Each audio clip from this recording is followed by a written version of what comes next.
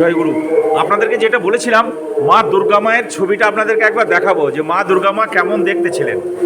আর মা দুর্গা মা যে সাক্ষাৎ জগৎলক্ষ্মী, আর মা যে সাক্ষাৎ জগজ্জননী, আর মা যে সাক্ষাৎ মা কালী, সেটা বর্ধমান আশ্রমে থেকেই আমি জানতে পেরেছি।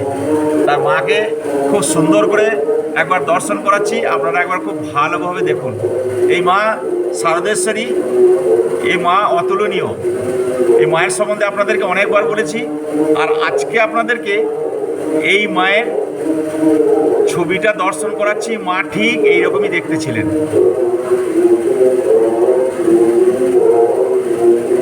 অনেক সাধ্য সাধনা করে মায়ের এই একটি ছবি আছে, যে ছবিটি আপনাদেরকে দেখাবো বলেছিলাম কাদরা আশ্রমে এসে, সেই ছবিটি এখন আপনাদেরকে দেখাচ্ছি। এই হচ্ছেন মা, এই হচ্ছেন দুর্গা মা, গুরুদেবের ভগিনী, যার 11 বছর বয়সে বিবাহ হয়েছিল। পিসিমা বিন্দুবালা দেবী বিবাহ দিয়েছিলেন, কিন্তু 1 বছর পরেতেই ওনার স্বামী মারা যায়। সেই থেকেই উনি বিধবা, আর মৃত্যুর আগের দিন পর্যন্ত উনি আশ্রমেই ছিলেন, বর্ধমান আশ্রমেই থাকতেন। সেখানে আপনাদেরকে ঘর দেখিয়েছি, মা কোনখানে থাকতেন, কীভাবে মায়ের বর্ধমান আশ্রমে থেকে উনি সব কিছু করতেন, সেটা সম্পূর্ণভাবে দেখিয়েছি।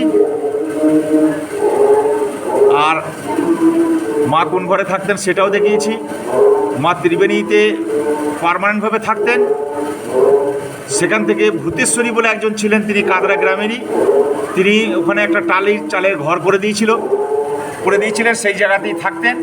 কিন্তু মা পরবর্তী সময়তে বর্ধমানেই চলে আসেন এবং বর্ধমানে এসে স্থায়ীভাবেই থাকতেন গুরুদেবের কাছে।